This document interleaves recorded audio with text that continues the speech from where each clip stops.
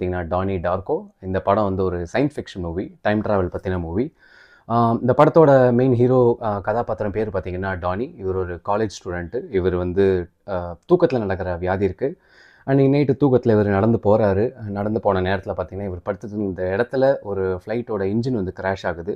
அன்றைக்கி அவர் நடந்து போனதுனால அவர் உயிர் பிழைக்கிறாரு.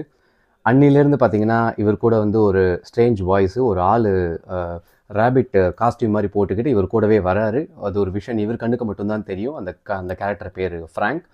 அவர் சொல்கிறாரு, இன்னொரு 28 நாளில் உலகம் அழிய போகுது, நீ தான் அந்த உலகத்தை காப்பாற்றணும் அப்படின்ற பொறுப்பை இவர்கிட்ட நம்ம ஹீரோ டானி கிட்ட கொடுக்குறாரு. கொடுத்ததுலேருந்து கவுண்டவுன் போடுறாரு. இன்னும் 20 நாள் தான் இருக்குது, இன்னும் 15 நாள் தான் இருக்குன்னு சொல்லிட்டு அவர் இன்ஸ்ட்ரக்ஷன்லாம் கொடுக்குறாரு.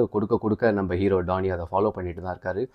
இவங்க இருக்க யூனிவர்ஸ் பேர் தான் டேஞ்சன்ட் யூனிவர்ஸ். டேஞ்சன்ட் யூனிவர்ஸ்னால் என்னென்னு பார்த்தீங்கன்னா, நம்மளுக்கு ஒரு நார்மலாக இருக்கிற யூனிவர்ஸ் ஒரு பிரைமரி யூனிவர்ஸு.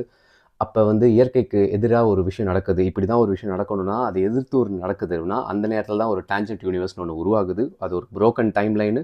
அந்த யூனிவர்ஸில் தான் இப்போ நம்ம ஹீரோ இருக்கார். இந்த டைம் லைனில் பார்த்தீங்கன்னா இவருக்கு க்ளோஸ் ஆனவங்க, இவருக்கு தெரிஞ்சவங்கெல்லாம் நிறைய பேர் இறந்து போகிறாங்க. இது ஒரு அன்ஸ்டேபிள் டைம் லைனு இந்த டேஞ்சன்ட் யூனிவர்ஸ்ன்றது. இவர் வந்து சொன்ன மாதிரி இவருக்கு கவுண்டவுன் போயிட்டே இருக்கிறதுனால ஸ்ட்ரேஞ்ச் ஆக்டிவிட்டீஸ் என்னென்னலாம் ஃப்ராங்க் சொல்கிறாரோ அது எல்லாத்தையும் செய்கிறாரு. டைம் ட்ராவல் பற்றி புக்கு படிக்கிறாரு. படத்தோட எண்டில் பார்த்தீங்கன்னா ஒரு ரியலைஸ் பண்ணுறாரு, இவர் இருக்கிறது வந்து டேஞ்சன்ட் யூனிவர்ஸ். இது எப்படி கிரியேட் ஆச்சு பார்த்தீங்கன்னா, இவர் வந்து அன்றைக்கி நைட்டு அந்த ஃப்ளைட்டோட இன்ஜின் வந்து அவர் விழுந்திருக்கணும். இவர் அன்றைக்கி ஆக்சுவலாக இறந்துருக்கணும்.